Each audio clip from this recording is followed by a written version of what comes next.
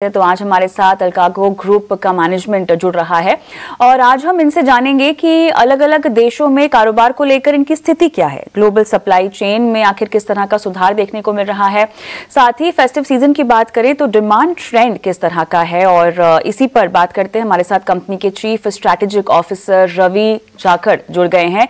और रवि, आपका बहुत बहुत स्वागत है इस खास पेशकश में। तो चलिए पहले हम बातचीत करते हैं जिस तरह से कारोबार एनवायरनमेंट है अक्रॉस ज्योग्राफीज बदल रहा है, उसके बारे में कुछ बताइएगा।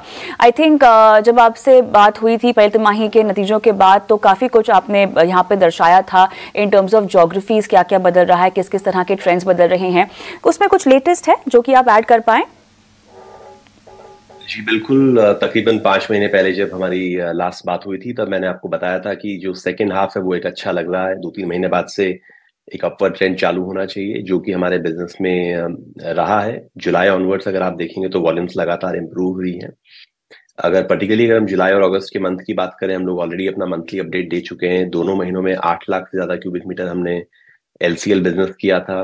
ऑल टाइम हाईएस्ट 56,000 के आसपास एफसीएल का बिजनेस हमने किया था। सितंबर जनरली जुलाई अगस्त से थोड़ा सा नीचे रहता है सीक्वेंशियली, बिकॉज उस तरीके से ट्रेडिंग पैटर्न होता है। बट ओवरऑल जुलाई अगस्त सितंबर एक काफी अच्छा क्वार्टर रहा है अगर आप ओवरऑल वॉल्यूम देखेंगे तो जो मार्केट में मोमेंटम है वो जो पहले नेगेटिव था वो पॉजिटिव हुआ है। ये trend almost May end early June के आसपास से स्टार्ट हुआ था और ये लगातार हमें ऐसा ट्रेंड नजर आ रहा है कि अब आने वाले जो महीने हैं, जो क्वार्टर्स हैं, उनमें ये ट्रेंड कायम रहना चाहिए। सबसे पहले लैटिन अमेरिका और अमेरिका की तरफ अगर हम देखें तो वहां पे वॉल्यूम्स में थोड़ा सा एक सुधार चालू हुआ था। इंडिया हमेशा से ठीक रहा है। यूरोप में एक कमजोरी थी जो कि मैं बोलूंगा अभी भी है। वहां पे शायद और 3-4 महीने लगेंगे एक प्रॉपर तरीके से वॉल्यूम्स को वापस आने में। जो एक गैप है इंटरेस्ट रेट्स इन्फ्लेशन में, वो लगातार रिवर्स हो रहा है। इंटरेस्ट रेट्स कम हो रही है, इन्फ्लेशन भी कंट्रोल में है। तो ये दोनों की वजह से जो एक डिस्पोजेबल इनकम है यूरोपियन कंज्यूमर के हाथ में वो थोड़ी सी बढ़ रही है। तो उसकी वजह से कंजम्पशन बढ़ेगा, ट्रेड बढ़ेगा और हमारा बिजनेस कंप्लीटली ट्रेड से लिंक्ड है। तो जहां तक ओवरऑल इकोनॉमिक एनवायरनमेंट की बात है, एशिया और अमेरिका ऑलरेडी ठीक कर रहा है। यूरोप भी मुझे लगता है कि अगले साल 2025 का जो पहले 6 महीने उसमें यूरोप को भी अच्छा करना चाहिए। ओवरऑल ग्लोबल बेसिस पे बिजनेस एनवायरनमेंट बेटर है। जो दूसरा एस्पेक्ट है वो है जियो पॉलिटिकल एनवायरनमेंट। जो मिडल ईस्ट में क्राइसिस चल रहा है, जो वॉर की सिचुएशन है, उसकी वजह से जो एक इकोनॉमिक इम्पैक्ट है वो बहुत ज्यादा नहीं है। थोड़ा बहुत यूक्रेन वगैरह के मार्केट पे जैसे इम्पैक्ट काफी टाइम से ऑलरेडी है, बट एक ओवरऑल इकोनॉमिक इम्पैक्ट नहीं है। लेकिन उसकी वजह से डिस्ट्रप्शंस हैं। तो जो शिप्स को घूम के जाना पड़ता है केप ऑफ गुड होप के अराउंड, तो उसकी वजह से मैं बोलूंगा कि वो एक तरह से बैलेंसिंग फैक्टर बन गया है। क्योंकि जो इकोनॉमिक डिमांड की वजह से डिमांड थोड़ी सी सबड्यूट थी पिछले साल भर में, और वॉर कंस्ट्रेंट्स की वजह से सप्लाई भी थोड़ी सी कंस्ट्रेंट हो गई थी। तो वो चीज अब मुझे ऐसा लगता है कि अगले साल की अगर हम बात करें 2025 जनवरी से दिसंबर, तो इकोनॉमिक सिचुएशन इंप्रूव होगी तो डिमांड थोड़ी सी और इंप्रूव होगी। सप्लाई साइड भी होपफुली थोड़ा सा, मिडल ईस्ट का क्राइसिस इमीडिएटली तो नहीं लगता कुछ होगा, बट 6 महीने 9 महीने में जब भी वो क्राइसिस की सिचुएशन इंप्रूव होती है तो उसकी वजह से थोड़ी सी सप्लाई भी इंप्रूव होनी चाहिए। तो कुल मिला के एक बैलेंस है जो कायम रहता हुआ लग रहा है। चाइना भी काफी इम्पेटस है, उसका भी ग्रोथ पे काफी ज्यादा अभी गवर्नमेंट की तरफ से भी इंसेंटिव्स आ रहे हैं। उसकी वजह से चाइना की ग्रोथ का मतलब होगा कि इंट्रा एशियन ट्रेड भी वापस थोड़ा सा मजबूत रहना चाहिए। तो ओवरऑल एक एनवायरनमेंट जो है, एक अच्छा एनवायरनमेंट है बिजनेस के लिए। और जहां तक कंपनी की बात है तो पिछले 5-6 साल से लगातार हमारा मार्केट शेयर एलसीएल में और एफसीएल में दोनों में बढ़ रहा है। तो एक फेवरेबल मार्केट सिचुएशन में और कंपनी की जो स्थिति है, एक अच्छी मजबूत स्थिति है। मुझे लगता है कि लगातार, जैसा कि मैंने पहले भी कहा था और वो ट्रेंड एक कायम भी है, लगातार सीक्वेंशली कंपनी लगातार बेहतर करती रहेगी। परफेक्ट, काफी विस्तार से और इत्मीनान से जवाब भी दिया आपने रवि। अगला सवाल आपसे यही होगा कि ट्रेड एनवायरनमेंट की तो क्योंकि हमने बात कर ली है, लेकिन अभी इंटरनेशनल चेन सप्लाई वॉल्यूम में हमें इम्प्रूवमेंट दिखाई दी है एफसीएल वॉल्यूम रजिस्टरिंग के अनुसार, जहां पर हमने हाईएस्ट एवर वॉल्यूम ग्रोथ दर्ज होती हुई देखी है। अब इस ग्रोथ फैक्टर्स के पीछे आप किन किन कारणों को पॉइंट कर पाएंगे, और अब क्या इसी तरह की ट्रैजेक्टरी या इसमें इजाफा की हमें उम्मीद करके रखनी चाहिए? देखिए, जो हमारी ग्रोथ एक एलसीएल और एफसीएल में दिख रही है उसके 3 मेन प्राइमरी कारण है। पहला, मार्केट का इंप्रूवमेंट, जो मैंने आपको ऑलरेडी बताया। मार्केट में एक ओवरऑल ब्रॉड बेस्ड सुधार है। जो दूसरा है वो हमारे खुद के, जैसे हमारे जो टेक्नोलॉजी इनिशिएटिव्स हैं, जो हमारी कस्टमर सर्विस है, वो बाकी के कंपैरिजन में काफी बेहतर है। एलसीएल बिजनेस में जैसा कि आप जानते होंगे, जो ईक्यू वर्ल्ड वाइड जो हमारा ब्रांड है, हम लोग पूरे विश्व में नंबर 1 है in terms of volumes, revenues, network, हर तरीके से, और टेक्नोलॉजी में भी। तो उसकी वजह से लगातार हम लोग हर मार्केट में थोड़ा सा बेहतर कर पाते हैं। और जो तीसरा फैक्टर है वो है स्पेसिफिक इनिशिएटिव। जैसे अभी हाल फिलहाल में हमने अर्जेंटीना, उरुग्वे और पैराग्वे में एक नई टीम स्थापित करी थी। लास्ट ईयर में टर्की में वॉल्यूम्स ग्रो करी थी। कुछ और जगहों पे हम लोग अपना एफसीएल बिजनेस हमने लॉन्च किया। तो ओवरऑल नई ट्रेड लेन्स हम लोग लॉन्च करते रहते हैं। जर्मनी में भी हमारा एक टर्न अराउंड चल रहा है पिछले साल भर से। तो अलग अलग पॉकेट्स में स्पेसिफिक इनिशिएटिव्स रहते हैं। उनकी वजह से एक जो कंपनी का डिजिटल फोकस है, उसकी वजह से जो हम आज के दिन ऑलरेडी 70% से ज्यादा एक्सपोर्ट बुकिंग्स डिजिटल प्लेटफॉर्म पे हमारे आ चुकी हैं। कुछ कुछ जगहों पे तो जैसे मेक्सिको, यूके, काफी ऐसी कंट्रीज हैं जहाँ पे 98-99% तक बुकिंग्स डिजिटली होती हैं। तो वो एक काफी एफिशिएंट बनाता है बिजनेस को, और कस्टमर्स को भी वो पसंद आता है। तो उसकी वजह से ये 3 कॉम्बिनेशन है मार्केट में, एक पॉजिटिव ट्रेंड, कंपनी की ग्रोथ और स्पेसिफिक इनिशिएटिव्स, अगर आप देखेंगे तो।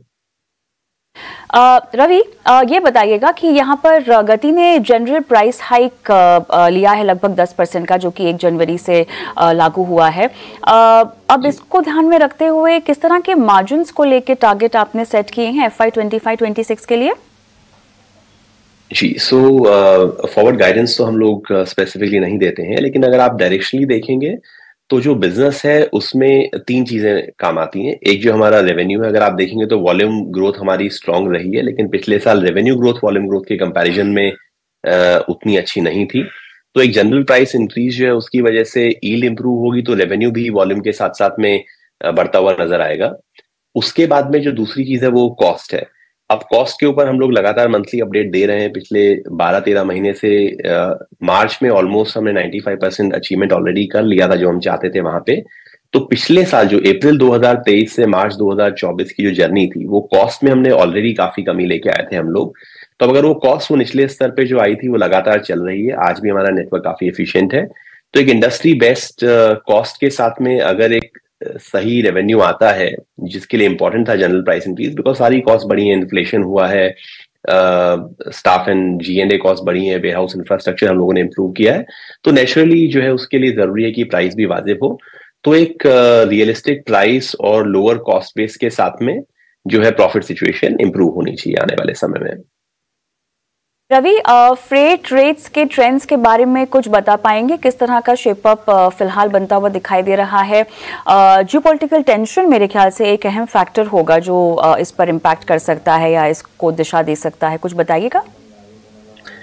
तो इसमें जियोपॉलिटिकल सिचुएशंस तो रोल प्ले करती हैं, पर उसके अलावा कई बार कुछ और इवेंट्स हैं। जैसे अभी यूएस पोर्ट्स में स्ट्राइक हुई थी, फॉर्चुनेटली वो एक दिन में ही वापस कॉल ऑफ हो गई। पर उस तरह के इवेंट्स ही बेसिकली कोई भी ऐसी चीज जहां पे या तो शिप्स को लंबा रास्ता लेना पड़ रहा है, जैसे मिडिल ईस्ट का क्राइसिस है, या फिर शिप्स स्टक हो जाती हैं, जैसे अभी अपना यूएस में पोर्ट्स की स्ट्राइक की बात हो रही थी। तो वहां पे सप्लाई आउट होने की वजह से पूरा ट्रेड बैलेंस जो है वो डिस्टर्ब हो जाता है।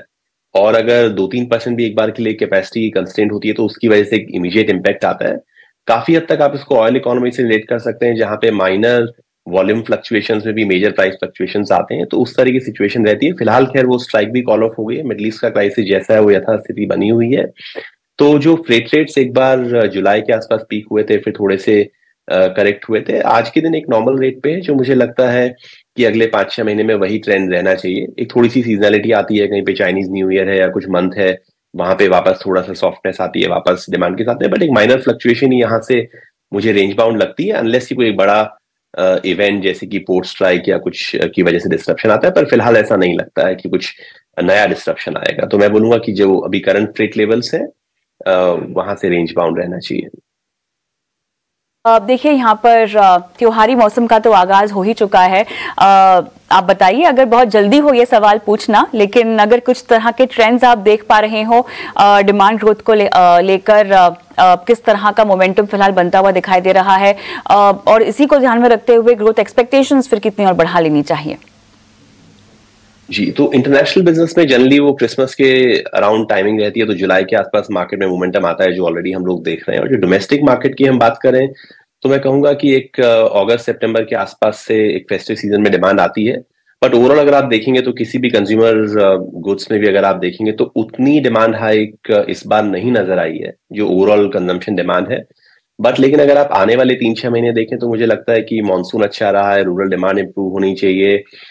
ओवरऑल जो एक इम्पेटस है वो अर्बन डिमांड पे भी, तो मुझे लगता है कि जो सितंबर, अक्टूबर, नवंबर का जो फेस्टिव सीजन की टिपिकल डिमांड में इंक्रीज होता है ई कॉमर्स में भी या अक्रॉस कंज्यूमर सेक्टर भी, वो शायद इस साल उतना ज्यादा नहीं हुआ है जितना होना चाहिए।